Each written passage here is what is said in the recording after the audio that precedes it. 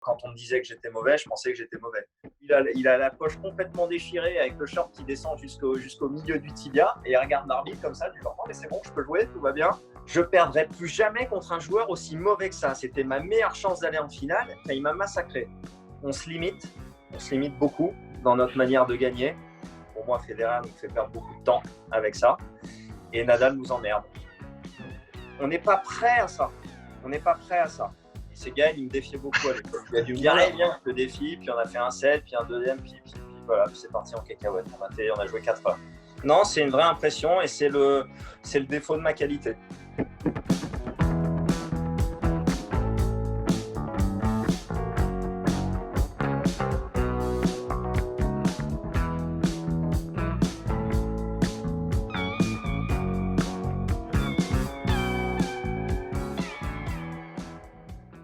Bienvenue sur Tennis Break News, encore un invité de marque aujourd'hui. On ne boude pas notre plaisir de l'avoir avec nous pendant 1 heure. 6e mondial en 2009, 14 titres sur le circuit, auquel on peut ajouter une Coupe Davis remportée en 2017.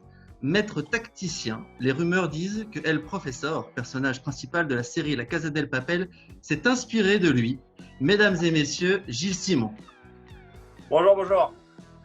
Durant sa carrière, il a souvent raconté sa vie entre les points. On vous reprochait à un arbre de faire de l'ombre, mais grâce à sa capacité d'écoute, son humilité et en prenant son courage à 2 mains, et son revers aussi, il a fini aux portes du top 30 mondial. Bonjour Florent Serra. Salut à tous. Il a entraîné Gilles Simon et aussi Florent Serra et tant d'autres. Ses tempes et sa barbe sont légèrement grisonnantes, mais cela ne l'empêche pas d'être encore classé aujourd'hui moins 4-6, tout simplement le meilleur joueur français des plus de 50 ans.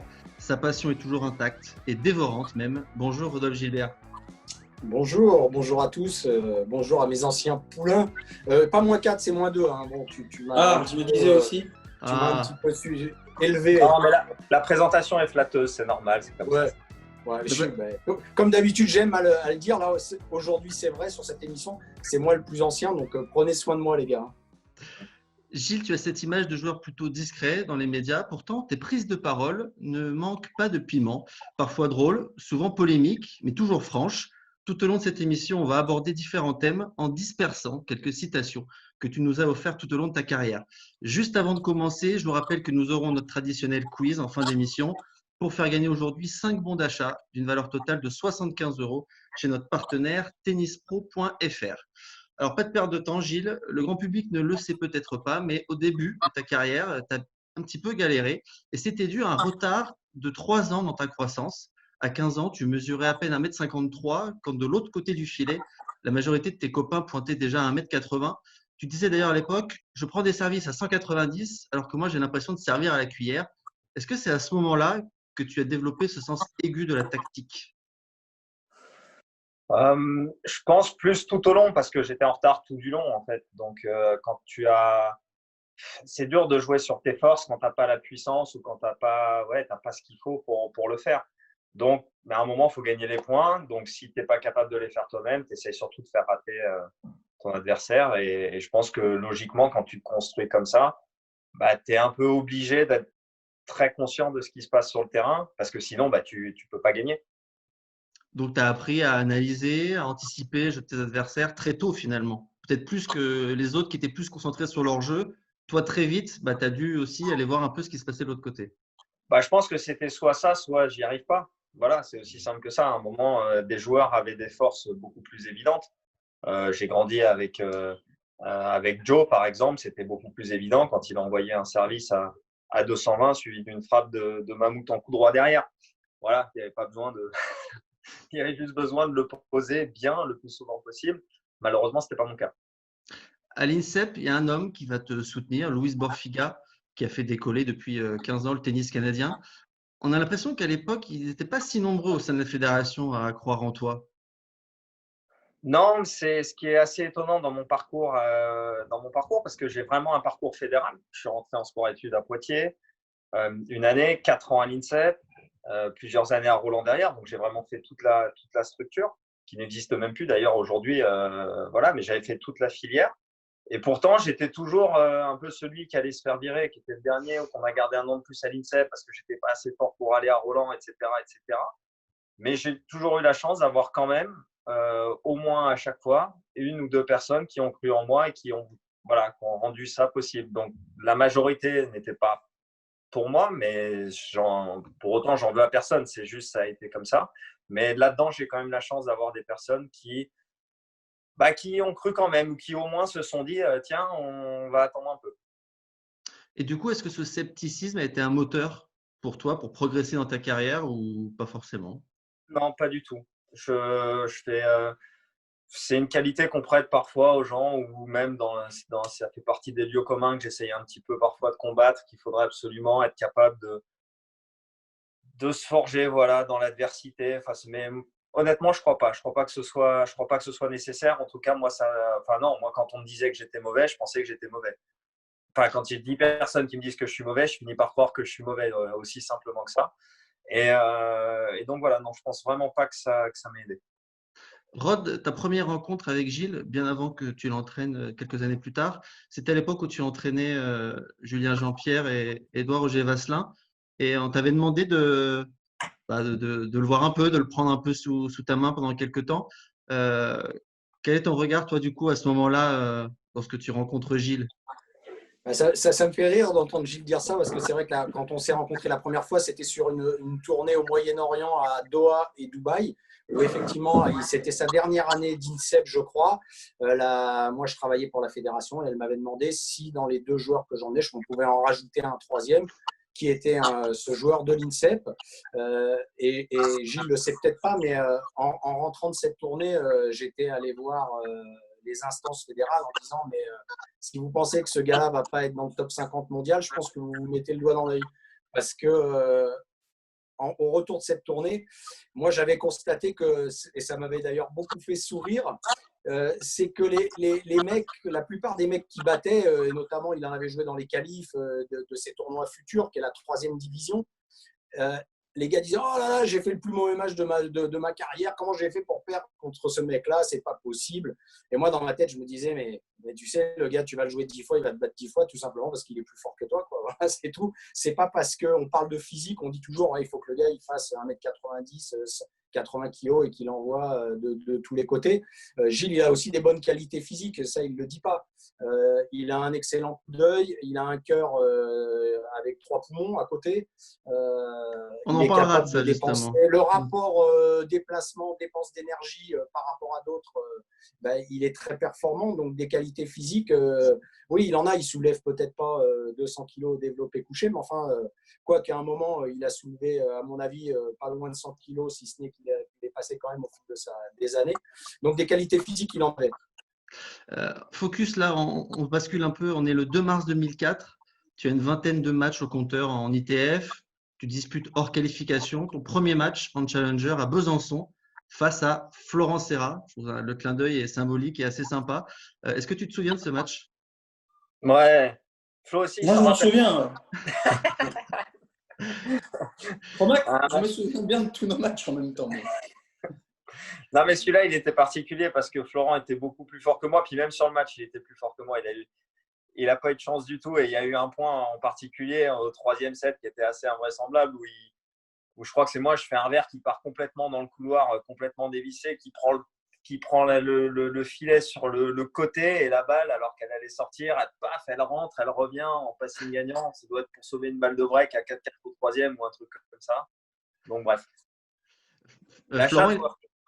Florent, il était déjà compliqué à jouer, Gilles, à l'époque. Est-ce qu'il avait déjà cette faculté à faire déjouer tactiquement les adversaires? On est en 2004, donc il était quand même assez jeune. On le rappelle, tu as perdu 5 confrontations en 6 matchs face à lui dans ta carrière. Ouais, c'est sûr. Alors, à part une fois, ça a été tout le temps très serré, à part la dernière fois, je crois, à Bucarest. Je me souviens très bien d'ailleurs un de ses premiers matchs en Challenger, parce que je crois qu'il avait joué un peu peut-être Cherbourg avant, match particulier parce que, comme le disait Rod, tu avais l'impression qu'au bout d'un moment, soit tu t'excitais parce que tu n'arrivais pas à le mettre à la rue, et puis moi, bon, ma qualité, c'était quand même ma force de frappe et d'essayer de le brutaliser un petit peu, comme j'ai essayé de brutaliser tout le monde, mais du coup, ça revenait sans cesse. Et puis, du coup, tu commences un petit peu à rater parce que tu t'agaces. Et puis, tu te dis, bon, mais je vais peut-être me calmer un peu, là, la mettre un peu dedans, mais là, c'est lui qui te contre-attaque. Donc, au bout d'un moment, tu sais plus trop où tu en es dans ta tête. Et c'est vrai que parfois, du coup, tu sors un peu de ton plan de jeu en voulant encore en mettre plus et tu t'agaces. Et comme disait Rod, à la fin du match, tu te dis, oh là là, mais j'ai fait beaucoup de fautes, j'ai pas bien joué. Mais en fait, Gilles a réussi à t'amener là-dedans. Mais ce qui est marrant, c'est qu'à chaque fois qu'on s'est joué, mine de rien, j'ai toujours été très bon derrière parce que bon, on se joue allez, Besançon un petit peu à part, mais 7-8 mois après, déjà, je me qualifie à Roland cette année et puis l'année d'après, c'est là où je rentre dans le top 50 et tout. Quand je le bats à Miami, derrière j'enchaîne, je bats Richard. Franchement, c'était pas mal. Alors j'avais pleuré pendant tout l'entraînement d'avance. Jouer, on était ensemble, j'en mettais pas une. Et puis finalement sur ce match-là, c'est moi qui l'ai un petit peu agacé. C'est un bon sparring partner, quoi. En gros, il préparait bien pour les matchs d'après, quoi. C'est ça? Seulement en match, pas à l'entraînement. Non, mais tu vois, 2008, je perds à Casablanca. Je perds à Casablanca d'abord. Derrière, je fais un de mes meilleurs Roland, juste après. Et pareil, en fin d'année, il me met une branlée, je crois, en quart à Bucarest. Et derrière, je vais gagner un gros challenger, tu vois, en gagnant des bons matchs. Mais ouais, toujours très, très difficile à jouer pour moi. Ouais. Fin 2004, vous vous retrouvez tous les deux sous les ordres de Jérôme Potier et Thierry Tulane. Vous remporterez d'ailleurs en 2005 votre premier titre chacun sur le circuit, à Nouméa pour Gilles et à Bucarest pour Florent. C'était comment la vie en chambre tous les deux? Est-ce que vous avez des petites anecdotes à nous raconter sur cette cohabitation? On est très différents. Et Florent, il a, comment dire, quelques blocages qui étaient difficiles et très incompatibles avec ma manière de vivre. Pour être clair, il était un peu perfectionniste, c'est ça? Est-ce que c'est vrai qu'il rangeait tes affaires qui étaient en désordre dans la chambre? Il le faisait, ça, ou pas? Ouais, c'est ça. Il était très maniaque. Il avait 2-3 trucs. Il fallait dormir, qu'il fasse tout noir absolument. Et moi, en 5 secondes dans la chambre, c'est un bordel monstre. Je peux m'endormir avec la télé allumée, les lumières allumées, etc., etc. Mais finalement, ça a toujours bien marché. On s'est toujours bien entendu. On a souvent partagé des chambres ensemble. Mais c'est assez étonnant parce qu'on avait vraiment deux manières de vivre très, très, très différentes. Flo, c'était quoi le petit… Si je rangeais pas, je retrouvais pas mes affaires de toute façon. Donc, au bout d'un moment, si je voulais retrouver mes raquettes. Je vous coupe, j'ai un souvenir à Miami d'être rentré dans la chambre des deux qui avaient passé quand même 15 jours ensemble. C'était non seulement le bordel, mais il y avait une odeur là-dedans de joueurs de tennis qui s'étaient entraînés 8 heures par jour, je te dis pas. Hein. C'est le problème, c'est que celui qui met le bordel qui gagne, c'est toujours comme ça. Flo, c'était quoi le petit plat préféré de Gilles à l'époque? C'est le même Gilles, c'était room service. Room service. Pourquoi il sortait jamais de sa chambre? Si, Non. mais bon, de temps en temps, c'était room serve, un peu de télé, un peu de jeu. J'ai une question d'ailleurs de FX Lavissière qui demande si tu devais choisir entre un piano et une Game Boy, quel choix ferais-tu? Game Boy quand même. Game Boy. Game Boy, c'est comme les Belges m'appelaient Game Boy. Olivier Rocus m'appelait Game Boy. Tu jouais vraiment beaucoup? Je jouais beaucoup. J'ai toujours beaucoup joué. J'adore jouer du piano, mais déjà, c'est chiant à trimballer. C'est sûr que dans les tournois, c'est plus facile une Game Boy. Ouais. Et non, on joue beaucoup. On a beaucoup de temps mort. Alors chacun, j'ai pas la passion de la lecture. J'ai la passion du jeu vidéo depuis tout petit. Et là encore, quand j'ai un souvenir de Gilles. On était à Dubaï et je cherchais je me demandais où il était avant les matchs. Et je le vois dans les tribunes, je me dis, putain, le gars, il regarde les matchs, tout ça, il analyse des mecs. En fait, pas du tout, il s'était mis dans les tribunes, mais avec la Game Boy. Et là, il pouvait envoyer 2 heures de Game Boy non-stop. Hein. Ça ne lui posait pas de problème. Et puis, là où il était fort, c'est que on en a fait des jeux de rôle, des jeux un peu plus brutaux, des jeux de rôle surtout. Mais donc, du coup, moi, je jouais avec lui. Mais là où il est fort, c'est que parfois, moi, je me faisais éclater. Donc là, vite, pendant le truc, je refilais la télécommande, tu vois, pour qu'il termine le travail et qu'on finisse par réussir le truc. Quoi, tu vois. J'ai une autre question de Julie Migan. Vous avez joué en double pendant quelques années. Quel a été votre meilleur résultat ensemble? Je crois qu'on a bien dû gagner un match une fois, non? Moi, je crois qu'on a fait 8e à l'US surtout. Ouais, on en a fait. Ouais. C'est pas mal ça, 8e à l'US. Attends, 8e. Il y a 8e à l'US et 8e à l'US. Il y a 8e Alors, à l'US en sortant 2 bonnes équipes. Et il y a 8e à l'US en battant une équipe qui balance parce qu'ils veulent rentrer, les Espagnols, suivi d'un forfait. Ah oui, d'accord. Et tu te retrouves en 8e. En plus, c'était jouable, hein. C'était pas fou en 8e. Mais c'était pas jouable. Non, on jouait souvent ensemble. On a rarement été très bons. Mais je le prends pour moi, hein, Flo, t'inquiète pas. Il y en a d'autres là qui essaient. Tu vois, avec Mana, on a comme objectif de faire une fois un 6-4. Tu vois, seulement 6-4. De ne pas prendre 2 et 2 ou 2 et 1. Tu vois, je continue. Je continue.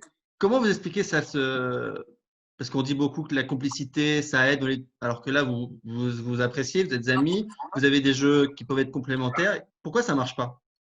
Bah, moi, je suis mauvais en double. Voilà, enfin, c'est pas mon truc, ça me parle pas. Le placement, tout ça. Enfin voilà, ça fait 15 ans, j'en fais. Je le fais à chaque fois avec plein de joueurs maintenant avec qui je m'entends bien. Il y a des joueurs avec qui ça se passe mieux. Les joueurs avec qui j'ai dû le mieux jouer, c'était Jérémy Chardy, parce que ça fitait mieux dans notre style de jeu. Mais voilà, par exemple, c'est pour ça que je dis ça, avec Mana, on en rigole. Je dis, Mana, il me dit, allez, quand est-ce que j'en ai fait des tonnes avec Gaël, où on s'entend super bien. Mais à un moment, on a beau bien s'entendre, il faut mettre les volets, il faut mettre les retours, il faut mettre les services. Non, voilà, mais tu vois, c'est ça, on ne sert pas à 220, 110 régulièrement. Donc, les points gratos pour celui qui est au filet, les volets faciles. Et encore, quand il y avait des volets faciles, on pouvait les emplâtrer un peu. Mais bon, là-dessus, Gilles, maintenant, je sais qu'il a bien progressé. Mais on a fait 2-3 tranches, même en volet un peu tranquille. Après, c'est vrai que les complémentaires, je ne sais pas, parce que moi, c'est pareil. En volet réflexe et le jeu au filet, je pense qu'il aurait peut-être mieux joué avec Rod qu'avec moi, quoi. Tu vois, même si j'ai essayé de progresser. Je ne suis pas un spécialiste de double non plus, donc mon jeu correspondait bien quand j'ai joué avec Marco. On a fait une finale en 250, on a passé des tours. Mais c'est vrai que là, en jeu, nous, on aimait bien jouer aussi du fond du court et tout. Et c'est vrai que ce jeu au filet, on avait un petit peu de mal. Ouais.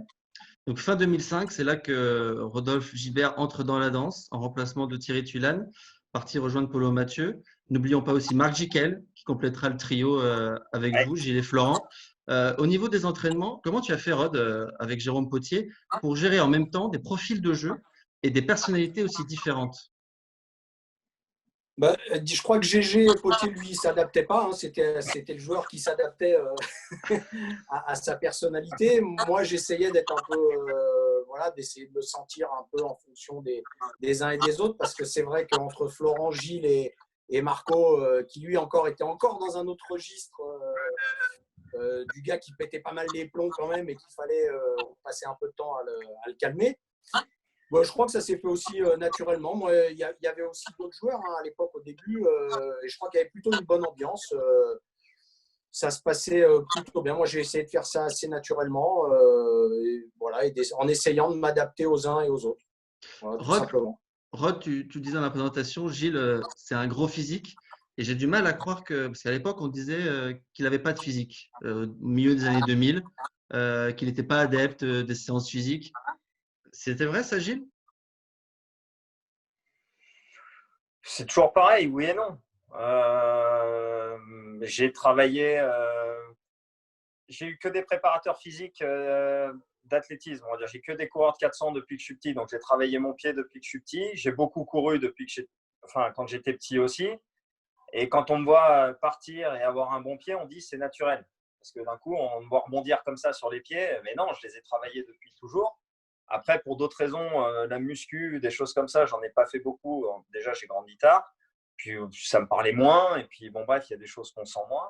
Mais je crois que c'était surtout lié au terrain. C'est-à-dire que quand j'étais sur un terrain de tennis, notamment à l'entraînement, j'avais du mal à me mettre des grosses séances d'entraînement, les séances que certains joueurs aiment faire en sortant, transpirant, j'ai sort le t-shirt et tout. C'était pas moi. Moi, tu me voyais courir en match. Et d'ailleurs, Flo, souvent, ça l'énervait aussi. Parce qu'à l'entraînement, il a l'impression de rivaliser. Non, mais c'est pas ça. C'est que aussi, tu pouvais faire des exercices à l'entraînement que GG ou Rod nous faisait faire. D'ailleurs, comme disait GG, quand tu rentrais sur le terrain, tu savais un peu quel type de séance tu allais faire. Mais des briefs d'après-match, ils étaient très bons et ils me mettaient en confiance aussi parce qu'ils me disent Flo, c'était parfait, maintenant tu vas mettre la tête au frais et puis c'est bon, tu reviens demain. Avec Rod, on discutait un petit peu plus tactique et technique.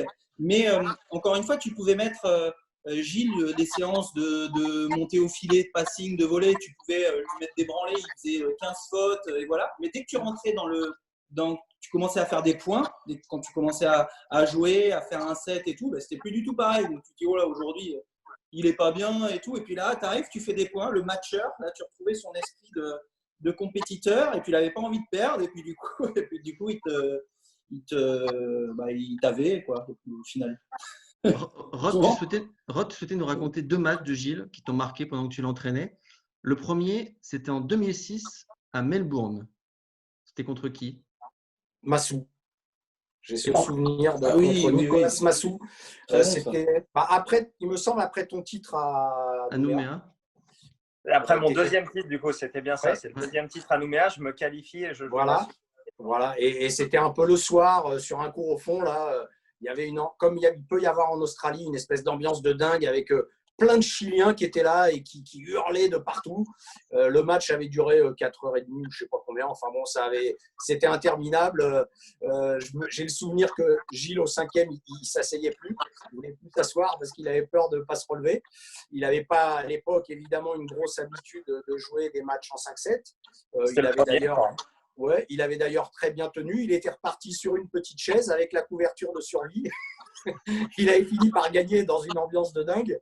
Massou, il n'en était pas revenu parce qu'il pensait vraiment qu'il allait finir par le plier. Et puis, comme d'hab, hein, comme souvent, le Gilou, il était passé. J'avoue que ça avait été. Moi, dehors, j'avais pris. Ça avait été un grand kiff. J'ai une petite anecdote du coup, Gilles, sur ce match. Après la rencontre, Guy Forget, qui était capitaine de Coupe Davis, dira en parlant de toi, ce type est un génie et ta réponse est juste géniale. Je pense que c'est la première fois qu'il me voit jouer. Je ne suis pas sûr d'être un génie. Personne ne sait qui je suis, même pas moi. Est-ce que 15 ans plus tard, tu sais qui tu es? Alors, le truc, c'est que je crois que c'est sur le match suivant, justement, contre Berdych, parce qu'après Ouais. ce match-là, je joue Berdych. Et là, je fais un match qui est vraiment un très, très bon match. En plus, avec l'état de fatigue dans lequel j'étais, et j'avais mixé beaucoup de choses ce jour-là. J'avais essayé beaucoup de choses. Il y a beaucoup de choses qui étaient passées. Il y avait du vent et Thomas n'a jamais aimé le vent. Et je lui faisais un service volé par là. Et après, je jouais un point à 2 à l'heure. Et après, j'envoyais un missile comme ça.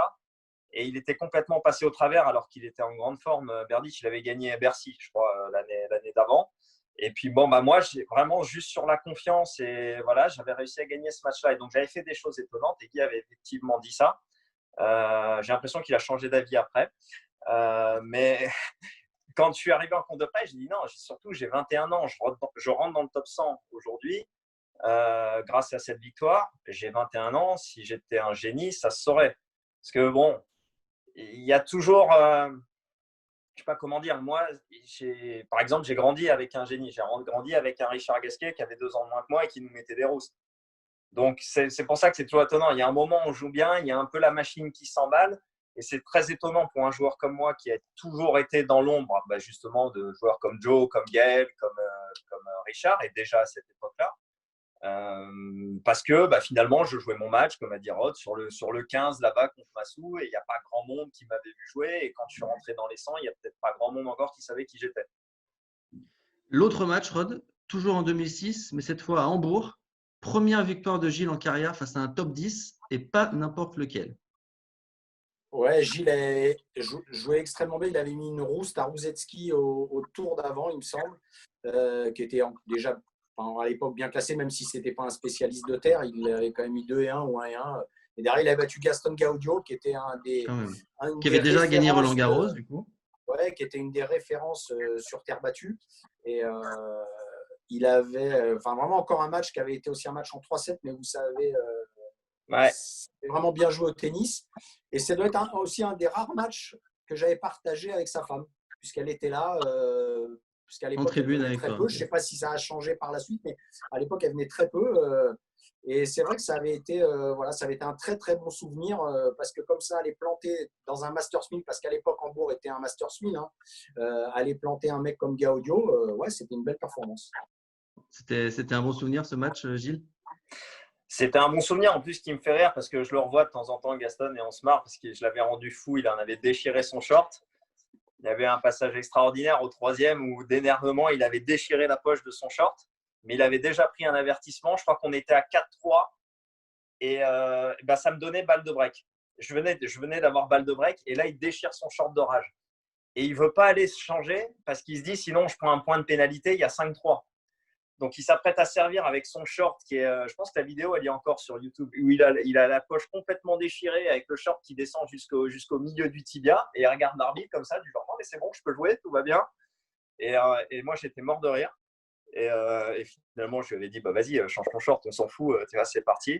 Mais ça avait été un match, il avait gagné Roland l'année d'avant, parce qu'il était encore dans les 10. C'est une de mes premières victoires sur un top 10, en plus sur terre battue, face à un joueur comme ça. Donc, c'était forcément un très bon souvenir.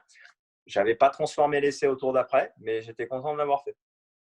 Question d'un autre internaute, Jean-Philippe Bertin. Gilles, comment tu expliques que tu aies attendu ta 5e participation en 2009 pour passer le 2e tour à Roland-Garros? Je l'explique assez facilement. Ça fait partie de mes problèmes à moi. J'ai toujours beaucoup joué étant jeune. Je faisais beaucoup de matchs. Florent l'a dit, quand j'étais à l'entraînement, ça ne m'intéressait pas. Ce qui m'intéressait, c'était de faire des points. Donc, si tout d'un coup, dans l'entraînement, il y avait des points, hop, je m'y mettais. Tant que c'était, vas-y, vise ton plot, croisé 50 fois, non, la flemme. Et donc, je jouais beaucoup de tournois, beaucoup de matchs depuis tout petit. Ça donnait un paradoxe assez étonnant, parce que les gens me voyaient sur un terrain à l'entraînement, ils se disaient, mais il s'en fout, il s'entraîne en marchant. Donc, voilà, le côté, il n'a pas de physique, il ne joue pas, il marche. Mais d'un autre côté, j'aimais beaucoup jouer et je faisais beaucoup de matchs. Un des problèmes quand on fait beaucoup de matchs, c'est qu'on n'apprend pas à cibler un tournoi en particulier. On joue. J'ai joué. J'étais en retard dans les juniors. Un des intérêts, je pense, quand on joue en junior, c'est de pouvoir déjà jouer un grand chelem. On va déjà jouer l'Australian Open, on va déjà jouer Roland. Donc, il y a déjà des tournois qui sont un petit peu plus importants que les autres, qu'on doit s'entraîner à cibler et avec lesquels on arrive avec un peu plus envie de bien faire, etc. Donc, un peu plus de stress et on apprend à le gérer. Quand on a mon parcours, qu'on fait 40 tournois français dans l'année, qu'ensuite on fait 35 futurs. Je veux dire, un futur, que je gagne ce futur-là en Algérie ou ce futur-là derrière en Égypte ou celui-là, on s'en fiche. Que je joue bien cette semaine-là. Ça a toujours été… Donc, je jouais. Et quand tout d'un coup, enfin, j'arrivais à Roland-Garros et que là, c'était important pour moi, vraiment, c'était la disparition complète. Et j'avais déjà eu ça, en fait, dans les championnats de France. Je crois que j'ai fait quart à 18 ans, mais quand déjà tous les meilleurs ne jouent plus. Et j'avais dû faire 5 fois premier tour au championnat de France, 12 ans, 13 ans, 14 ans, 15 ans, 16 ans, machin. Parce que tout d'un coup, pour moi, ça comptait et c'était impossible de gérer ça. Et donc, j'ai dû apprendre à le faire et j'ai mis du temps. Florent, toi, comment tu gérais cette pression que vient de nous décrire Gilles? La pression de Roland? Oui, mais en général, jouer dans un contexte émotionnel ou enfin… Ça a toujours été un petit peu mon cheval de bataille, hein, l'émotion. On va dire que j'ai pas eu énormément d'occasions à Roland, mais à chaque fois que j'ai eu l'occasion, que ce soit ma première qualif en 2004, là où je me qualifie, où ça peut changer déjà, je perds en ayant eu 9 balles de match et puis que derrière je retourne au charbon, mais bon, c'est un match, je pense, qui m'a fait beaucoup de bien dans la tête. La première fois que je passe 2 tours à Roland, où je fais 3e tour, j'ai un tour jouable après, finalement. Tu vois, j'étais un petit peu comme arrivé. C'était pas mal d'avoir gagné déjà les 2 premiers tours. Je l'attendais depuis un moment. Et puis là, tu peux aller en 8e. Tu joues face à Ginepri, qui est quand même relativement jouable en 2008. Et finalement, au bout d'un moment, c'est là où c'est important et c'est là où je ne l'ai pas bien géré non plus. Et puis, j'ai eu 2-3 matchs comme ça qui auraient pu faire basculer ma carrière où je me suis dit c'est vraiment important. Et finalement, tu vois, je pense aussi à Robredo en 2006 que j'avais battu 2 fois. J'ai souvenir du match dont j'ai parlé tout à l'heure contre Gaudio parce que cette année-là, j'avais énervé Rod un petit peu aussi à Hambourg puisque j'ai offert, entre guillemets, un peu le seul Masters 1000 à Robredo qui gagne d'ailleurs cette année alors que j'ai le match en main 10 fois. Mais bon, bref, je le rejoue à Cincy pour aller en quart. Et puis finalement, je me dis là, c'est important, je l'ai battu 2 fois. Et puis, moi, c'était ma manière émotionnellement de me crisper un peu, de vouloir trop en faire, trop frapper. Et puis, je me suis un peu chié tout seul, entre guillemets. Mais donc, je regrette un petit peu ces matchs-là de ne pas mieux les avoir préparés émotionnellement aussi, tu vois, dans la tête, parce que ça peut te faire basculer une carrière au lieu d'être 35, 36. Ça peut te faire entrer dans les 30, pourquoi pas dans les 20. Donc après c'est autre chose encore. Mais tu vois, émotionnellement, c'est sûr qu'il y a des matchs clés comme ça qu'il faut bien gérer. Gilles a réussi à le faire à Roland. Il y en a que j'ai réussi à bien faire en 250 et tout, mais il y en a quelques-uns où je suis passé au travers. Puisqu'on parle de Roland, Gilles, même si apparemment on se dirige plutôt vers des tribunes réduites plutôt que vides, comment tu vivrais toi de jouer à huis clos, la 15e parisienne? Bah, moi, c'est toujours pareil. Je suis joueur de tennis, je joue. Donc forcément, Roland-Garros, c'est un tournoi où j'ai connu de belles ambiances, une bonne atmosphère, un central plein. Mais j'ai joué un paquet de matchs dans ma vie où s'il y avait 10 personnes sur le bord du court, c'était un maximum aussi. Donc, dans tous les cas, je vais survivre. Ouais, parce qu'il y a des joueurs, on sent quand même qu'ils ont besoin absolument du public pour être portés. Et puis, il y en a d'autres, peut-être comme toi, plus capables d'y arriver, même forcément sans une grosse ambiance. Il y a un aspect mental à prendre en compte dans ce genre de match. C'est pas évident. Oui, mais enfin, jouer avec le public, parfois, je sais pas comment dire. Oui, non, mais tout le monde préfère jouer devant un stade plein parce qu'il y a un moment, tu rêves toujours d'être capable de faire le bon match et tout. Bon, bref, ça fait partie du jeu.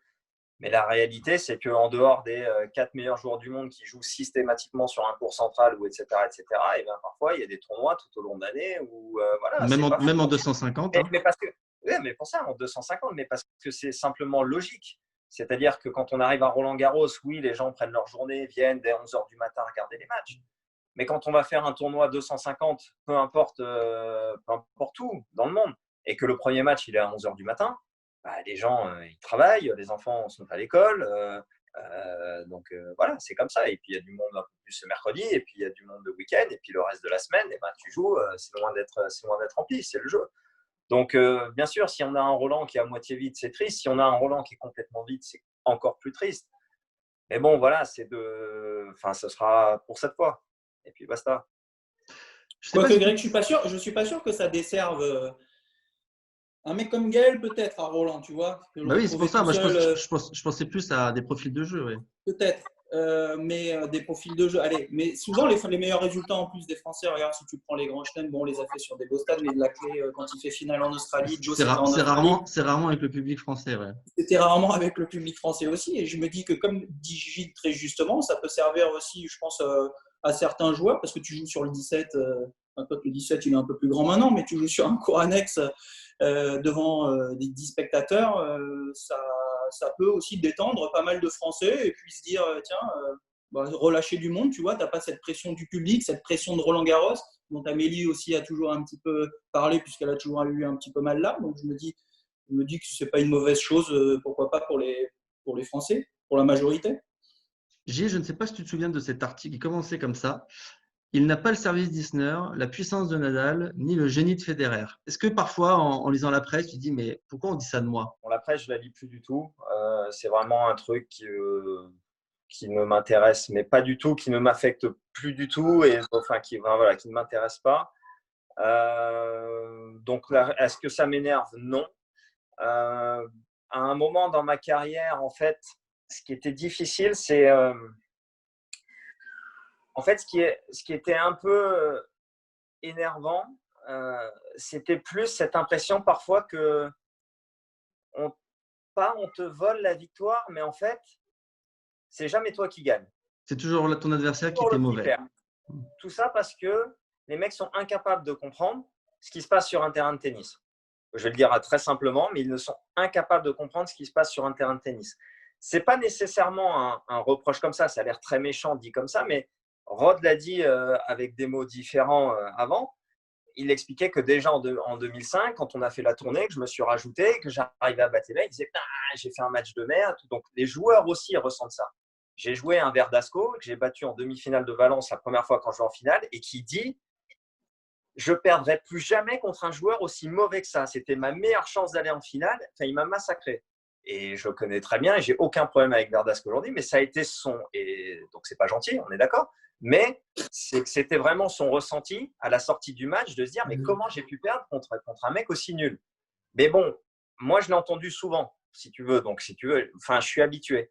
Et le truc qui était plus compliqué pour moi à gérer, c'est qu'à un moment, tu es là, on te dit bon bah ok, alors j'ai battu Federer parce qu'il a fait 100 fautes directes. J'ai battu une deuxième fois Federer parce qu'il a fait 100 fautes directes. J'ai battu Novak parce qu'il en a fait 100. J'ai battu Rafa parce que je sais pas quoi. Et en fait, à chaque fois que tu bats un mec, il avait quelque chose. Tu vois. Et quand tu perds, ah bah enfin, c'est normal. Et d'un côté, c'était ma force parce que tant que les joueurs comprenaient pas ce qui se passait sur le terrain, c'était tout bénef. Continuer à te sous-estimer. J'étais certain qu'on pouvait y retourner la prochaine fois et qu'ils comprendraient toujours pas et qu'ils comprendraient toujours pas. Et que quand les mecs commençaient à se poser la question de se dire putain, ça commence à m'emmerder de perdre contre un mec que j'ai vraiment pas l'impression qu'il soit plus fort que moi, tu vois. Mais à l'arrivée, voilà, les problèmes commencent à ce moment-là pour moi. Et donc voilà, j'étais un peu en ce truc entre deux eaux, en train d'avoir un peu envie quand même d'expliquer, mais de me dire si je l'explique, en fait, je vais me tirer une balle dans le pied. Donc au bout d'un moment, je fais bon, tu sais quoi, à la limite, je m'en fous. Moi, je sais comment je les ai battus, il n'y a aucun problème. Et puis en fait, j'ai pas besoin de ça. Et j'ai vraiment pas besoin de ça. Donc c'est pour ça que pour moi, ça a été très facile. Tu peux raconter à peu près ce que tu veux sur moi, je m'en fous complètement. Tu vois, donc, donc, à partir du moment où les médias n'ont absolument aucune emprise sur moi, et c'est pour ça que on a une relation un peu étonnante dans les médias, ça va, ça m'énerve pas. Juste pour revenir au fait que la formation française, on a un peu l'impression qu'elle soit obnubilée par le beau jeu, par l'esthétisme. Qu'est-ce que tu en penses, toi? Est-ce que tu as l'impression d'avoir payé aussi à travers ces critiques le fait de ne pas rentrer dans un moule au niveau de ton style de jeu? Oui, complètement. C'est un sujet qui me tient à cœur comment dire, et que j'aborderai peut-être certainement prochainement ou quand j'arrêterai de jouer aussi, parce que bon, voilà. Mais oui, effectivement, je pense qu'en fait, c'est un ensemble. Je pense que c'est un ensemble de choses. On se limite beaucoup dans notre manière de gagner. Du coup, beaucoup de choses nous gênent sur les terrains de tennis. Beaucoup de choses, du coup, ne sont pas comprises. Beaucoup de choses racontées sont fausses parce qu'elles sont toujours et très souvent liées sous ce prisme-là. Il faudrait du beau jeu, créer du jeu, avancer tout le temps, comme arrive à le faire Federer. Pour moi, Federer nous fait perdre beaucoup de temps avec ça. Et Nadal nous emmerde. Et Nadal nous emmerde parce qu'il a battu Federer et qu'au début, c'était pas normal. Et Novak après lui. Et Murray aussi a pu être numéro 1. Et voilà, on se limite pour moi beaucoup trop à un joueur comme Federer, alors que les autres aussi ont gagné et ont gagné beaucoup. Et on ne sait pas l'expliquer et ça nous emmerde un peu. C'est très Ouais, intéressant. moi, je dirais quand même que sa technique à Gilles, elle est quand même assez simple. Hein. En dehors de sa volée de revers, quand je l'ai connu, c'était pas son meilleur coup. Hein. Mais pour le reste, il a une technique de coup de droit et de revers, notamment de revers, qui est quand même assez simple. Hein. Son revers, on peut le mettre dans les livres quand même. Hein. Peut-être pas son revers coupé, mais son revers à deux mains, en tout cas. Je veux dire, voilà, après, chacun joue avec ses armes. Ce qu'on dit jamais, par exemple, c'est qu'il a une des meilleures couvertures latérales du circuit. Il fait partie du top 3. Mais c'est ça. Simplement. Avec Gaël, Nadal et Djokovic, voilà, il n'y a pas d'autres gars qui couvrent mieux le terrain que lui latéralement. On ne le met pas en avant, par exemple. Non, mais en fait, il y a toujours le côté. Bon, c'est normal, c'est agréable de voir un point gagnant. Je veux dire, c'est pour ça que beaucoup de gens se trompent. Par exemple, sur Federer, tout le monde accorde énormément d'importance à cette histoire de qui aura gagné le plus de grands chelems, parce qu'en fait, tout le monde a envie de voir Federer comme le plus grand joueur de tous les temps, simplement parce qu'il a été capable d'amener sur le terrain des choses techniques et en plus de gagner avec ça. C'est-à-dire que ce n'est pas du beau jeu pour faire du beau jeu, c'est du beau jeu efficace. Et donc, c'est ça qui est fantastique avec Federer et c'est pour ça que Federer restera toujours Federer finalement, que Djokovic batte son record ou que Nadal batte son record de grand chelem. L'élégance, la facilité, la fluidité de jeu de Federer restera inégalée. Point. C'est comme ça. Qu'il en ait 20, que l'autre en ait 19 ou qu'ils en aient 22. C'est beau, c'est agréable, c'est gentil de vouloir développer des joueurs dans ces choses-là. Le coup droit de Rafa, il est moins orthodoxe, mais il déboîte. Tu vois, à un moment… Bon, en France, on ne l'aurait pas beaucoup laissé, hein, le coup droit de Rafa à l'époque. Hein. À un moment, voilà, la technique de Rafa, le truc, ça ne dégage pas la même chose que Federer. Nadal, on a commencé à l'aimer quand finalement Djokovic est arrivé, parce qu'au début, Rafa, il a juste énervé tout le monde à battre Roger, parce qu'on nous a expliqué que ouais, ça va, c'est un bûcheron de terre battue et qu'il joue au physique, mais tu verras sur gazon. Sur gazon, il l'a niqué quand même. Et voilà, et ça, c'est des trucs où on n'était pas prêt. On n'est pas prêt à ça. On n'est pas prêt à ça. Et donc, ce qui me gêne, moi, parce que j'aime beaucoup le tennis et j'aime en particulier le tennis français, j'aimerais que des joueurs français gagnent des grands chelems et gagnent machin. Et moi, ce qui me gêne, c'est que je me dis que si on avait des Nadal et des Djokovic, ils ne gagneraient pas des grands chelems chez nous. Ils ne gagneraient pas chez nous. Je ne les vois pas gagner chez nous. Si on avait eu un Nadal, on ne l'aurait pas gagné. C'est fort ce que tu dis. On l'aurait. Rod, toi qui… À ton époque. à mon époque de formation, de structure, quand il n'y avait quasiment que la filière fédérale, parce qu'il n'y avait que ça, moi, quand j'ai grandi, quasiment, un coup droit comme ça, je pense qu'il aurait été changé dans tous les sens. Rod, toi, ça fait 15 ans que, excuse-moi, juste Flo, ça fait 15 ans que tu es formateur et que tu fais partie du giron un peu. Comment tu réagis aux propos de Gilles? Est-ce qu'il a un petit peu raison ou beaucoup raison? Ouais, il a un petit peu raison. Et c'était encore plus vrai à son époque et encore plus vrai avant. Oui. Dès qu'il y avait un gars qui arrivait avant lui, il y a eu Fabrice Santoro qui est arrivé avec son jeu à deux mains. Avec ses volets, ou quand il faisait une volée, il tapait sa raquette par terre, je peux te dire qu'il y en avait certains à qui ça ne plaisait pas beaucoup, quoi. Et son style de jeu, par contre, lui, il a dit moi, j'en ai rien à foutre, je vais continuer à jouer parce que c'est comme ça que je joue bien, c'est ce que je sais faire. Et ça ne l'a pas empêché après de faire évoluer son jeu. Mais quand on parle de dire oui, Gilles, il a battu Nadal, il a battu Federer, et les mecs n'ont fait que des fautes, c'est pas vrai. Si on regarde les matchs, d'abord, la cadence qu'il y a dans ces matchs, c'est quand même une cadence qui est en général très, très élevée. Notamment, j'ai ce souvenir de ce match à Madrid où, quand même, ça joue au tennis. Hein, c'est pas du coup de babal. Et puis, au bout de la 20e frappe, Nadal, il fait la faute. Et là, on dit, non, attends, ça joue au tennis. Et les points gagnants, il en fait aussi dans les matchs. Quand il joue les meilleurs joueurs au moment où il les bat, certes, il défend, mais il ne fait pas que défendre. Il est aussi capable d'attaquer, de contre-attaquer. Donc, il n'y a pas… face aux meilleurs, à chaque fois qu'il les a battus, ça jouait très très bien au tennis. Mais même quand il a perdu, je me rappelle d'un match, je crois que c'était peut-être une finale à Shanghai contre Federer, où tu perds, mais il y a un premier set où ça fait 7-6 ou un truc. J'ai balle de 7 dans les deux.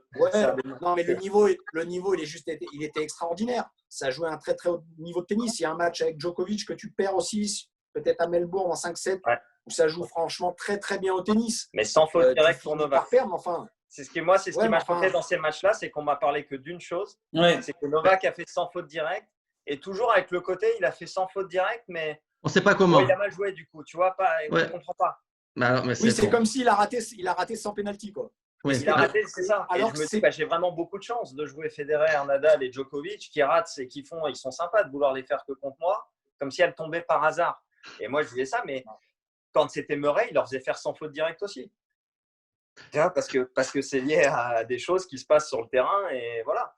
Mais voilà, encore une fois, c'est pas facile pour moi parce que l'expliquer, ça voudrait finalement quand les gens comprennent pas trop les forces que tu as ou ne se sont pas vraiment penchés sur le problème, c'est quand même tout bon pour toi quand tu as quand même aussi dans un axe central de ton jeu le fait d'appuyer là où ça fait mal en face, pas de faire forcément ce que toi tu sens bien quel que soit l'adversaire en te disant je vais le faire tellement bien que ça va marcher contre tout le monde.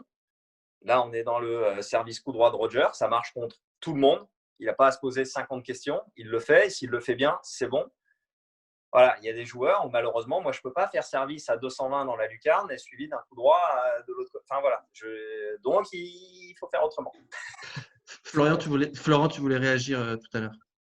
Non, tout à l'heure, oui, c'était sur la formation, puisqu'on parlait du coup droit de Nadal, qu'on n'aurait peut-être pas forcément laissé à notre époque. Mais tu sais, moi, quand j'avais 14 ans, 15 ans, à un moment donné, on me disait, Florent, qu'est-ce que tu veux faire plus tard, combien tu veux être et tout. Moi, j'avais dit, je voudrais être top 30. Je ne sais pas pourquoi j'avais dit ça. Je veux être top 30, je vais faire une belle carrière. Mais tu ne crois pas que top 100, ça suffit, c'est déjà bien. Tu vois, c'est déjà. Et encore, nous, on nous disait qu'une carrière à 30 ans, c'était terminé. Mais de nos jours, c'est faux. Mais tu vois, il y avait plein de choses aussi à l'époque qu'on aurait changé. Et je suis sûr que, comme dit Gilles, Rafa, il n'aurait peut-être pas eu ce coup droit, il aurait eu le coup droit à plat et peut-être qu'il aurait rebondi un petit peu moins et qu'il aurait gêné moins de monde. Et je reviens sur parce que tu devais me demander aussi quel genre de match Gilles. Je me souvenais aussi, moi j'en ai un, donc je me souviens de Gilles, mais il est un peu particulier. Bon. Vas-y. Parce qu'on parlait tout à l'heure, j'ai oublié, j'ai pas eu le temps. C'était Rod a parlé de son match à Hambourg, et puis moi c'était un match. C'était un Gilles Simon, puisqu'on parlait de sa manière de s'entraîner, parfois il ne se mettait pas dans le rouge, mais il avait une autre manière de se mettre dans le rouge. C'était un Gilles Simon, Gaël Monfils à Roland-Garros. Mais par contre, c'était sur dur, près de la salle de gym au CNE, juste avant qu'on parte jouer sur terre, le lendemain à Rimini. C'est quoi cette histoire ? Je ne suis pas resté longtemps, parce que ça a duré très très longtemps. Mais avec Gaël, ils se sont dit qu'ils allaient se faire 5-7 sur dur, juste avant de partir en challenger sur terre. C'est quoi Gaël, ça? il avait déjà un peu mal au genou, donc je ne sais plus qui gagne. Il y a eu un 6-4 au cinquième. Enfin, C'est lui, 8-6 au cinquième, j'ai perdu. Mais il s'est flingué le genou et c'était Olivier Delettre qui l'entraînait à l'époque et il était tout Voilà. grave parce qu'il n'a pas pu jouer le tournoi suivant. Ah oui, Lui, donc, il nous a fait, il nous a fait Il un a pris 6 cinéma semaines de en genou dingue. pour gagner le match. ah oui, donc en fait, avant un tournoi, vous jouez des matchs en 5-7 sur une autre surface. Oui, bon, ça a dû Vous, partir vous- d'une connerie. C'est Gaël, il me défiait beaucoup à l'époque. Il a dû me dire, Voilà. hey, viens, je te défie. Puis on a fait un set, puis un deuxième, puis voilà, puis c'est parti en cacahuète. On a joué 4 heures. Ah, Juste avant de parler des instances, gros sujet aussi, question de Pierre-Olivier Chevalier. On a l'impression parfois que tu adaptes ton niveau de jeu à celui de l'adversaire, ce qui peut expliquer certaines défaites face à des joueurs moyens et des victoires retentissantes face à des cadors. Est-ce une fausse impression? non, c'est une vraie impression et c'est le défaut de ma qualité. Voilà. c'est le défaut de ma qualité, c'est que je suis capable, j'ai pas de problème de niveau de jeu, c'est pour ça que pendant toutes ces années, j'ai pu rejouer les meilleurs et même jusqu'au bout. Hein. Novak, de la première fois où je l'ai joué à la dernière, à chaque fois, la dernière fois que je l'ai joué, je crois que j'ai servi pour le match. Ça a toujours fait 7-5 au troisième, j'ai aucun problème pour monter mon niveau de jeu et malheureusement, j'ai aucun problème pour le baisser non plus. Et encore plus contre des joueurs, contre des joueurs qui ont un jeu peut-être qui se rapproche un peu plus du tien. C'est ce que je dis, c'est le défaut de ma qualité. Il y a un moment où tu peux jouer sur tes forces, tu peux jouer sur les faiblesses de l'adversaire. Moi, c'est ce que je dénonce un peu trop dans notre école, c'est qu'on est un peu trop sur toujours tes forces, tes forces, tes forces. Et donc, naturellement, on va s'orienter vers des joueurs qui ont des grosses forces. Comme j'ai dit, tu prends un jeu comme Joe, c'est plus frappant, c'est plus parlant. Quand il met 2 pétards de suite, c'est facile à comprendre. Il n'y a pas besoin d'avoir fait des années de tennis pour comprendre qu'il a servi à 230 et qu'il a cassé la balle derrière en coup droit et qu'il a mis le mec à 8 mètres. Moi, pour comprendre pourquoi Federer rate 80 coups droits ce jour-là contre moi, c'est plus compliqué. C'est plus subtil. Okay. Donc, c'est une chose. Le problème, c'est qu'à un moment, il faut aussi prendre confiance, travailler aussi ses forces pour être capable, quand on joue des adversaires qui sont peut-être moins forts et des moments où toi, tu dois aller imposer ton jeu, comme dit Rod, et y aller avec confiance jusqu'au bout. Et bien là, si tu attends que l'autre, tu te mets à son niveau, tu cherches des failles, mais lui, tu le laisses jouer et tout, finalement, tout le monde joue bien. Tout le monde joue très bien. Donc, si tu joues pas assez vite, si tu laisses les autres jouer, tout le monde joue très bien. Et quoi qu'il arrive, le match, dans ce cas-là, sera difficile. Que ce soit contre des très, très forts ou des moins forts. Donc, ça a été effectivement un gros défaut. C'est ce qui m'a coûté beaucoup d'énergie perdue dans les premiers tours de Grand Chelem avant de jouer finalement des joueurs de mon niveau. Mais voilà, ça a été un problème. Moi, je me rappelle, tu vois, de discussions où il y a un joueur qui te posait des problèmes, c'était Florian Mayer. Ouais. Tu vois, que tu as joué quelques fois. Je crois que tu ne l'as pas battu. Non. Enfin, en tout cas, au début, c'était un mec, il était un peu dans ton profil, tu vois.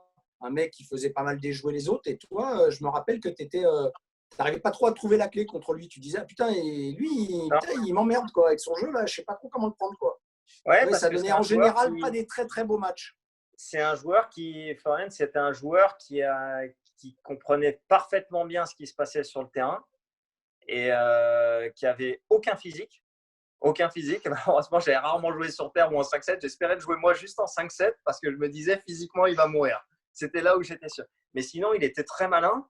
J'avais le problème avec Granolers. J'ai eu Marcel Granolers qui m'a posé énormément de problèmes pendant longtemps. Après, j'ai fini par trouver moi aussi mes solutions face à lui. Mais oui, effectivement, il y a des joueurs qui… ça fonctionne comme ça. Tu as tes forces qui tombent dans les faiblesses et ainsi de suite. Quand je jouais Florian Mayer, c'était compliqué. C'était compliqué parce qu'il finalement, il savait un peu tout faire quand même. Il pouvait attendre, il avait une technique un peu bizarre, il me faisait une faute par-ci, j'espérais une deuxième et tout d'un coup non, je prenais une amorti-tac. Non, il était dur. J'avais Yousni aussi qui était très dur comme ça. Puis Mayer, il faisait claquettes, chaussettes aussi, c'était déstabilisant. Oui, non, mais parfois ça fait partie, c'est con, tu regardes sa technique, mais c'est exactement ça, et ça m'énerve. Et donc je me dis, moi parfois les mecs ils me jouent, et rien qu'en me regardant, ça les énerve. Tu vois, ils se disent, mais putain, son revers, combien de mecs ont imité mon revers avec ma jambe qui se lève derrière, le truc, Tursunov me l'a fait 1 milliard de fois. Et là, quand je voyais Florian Mayer préparer comme ça, en coup droit jusqu'en haut, me faire un truc, et que ça me rendait fou. Mais c'est comme ça, et donc c'est une des raisons pour lesquelles il m'a toujours battu. Il y a pile 1 an, tu déclarais « Mon corps va très mal. C'est franchement pénible parce que je fais beaucoup d'efforts pour être en forme et j'ai l'impression de courir après le temps. » Finalement, la forme, tu l'as retrouvée quelques semaines plus tard avec cette finale au Queens. Tu en es où aujourd'hui avec ton corps? Bah, je fais gaffe. Je fais gaffe. Ce qu'on disait, là, on a un confinement. Je pense que chacun le gère différemment. Les jeunes ont dû passer beaucoup de temps à s'entraîner, à travailler sur leur jeu. Les moins jeunes aussi, parce qu'ils seront dans le bon mixte où ils sont encore jeunes et ils peuvent faire beaucoup, beaucoup de séances et travailler. Et ils ont déjà de l'expérience de ce qui a bloqué et ils peuvent faire un travail un peu plus précis. Et puis, il y a les plus vieux comme nous, il faut malheureusement aussi en profiter, faire passer les douleurs, se ménager, faire très attention à la reprise. Parce que forcément, le premier match après 6 mois, quand on a 35 ans, il peut faire mal. Il peut laisser 2-3 traces. Et ça ne va pas s'arranger. Hein. Non, mais t'imagines si on reprenait Roland. Imagine, tu reprends sur un match en Grand Chelem direct. Premier tournoi que tu peux jouer, c'est un Grand Chelem. Ouais.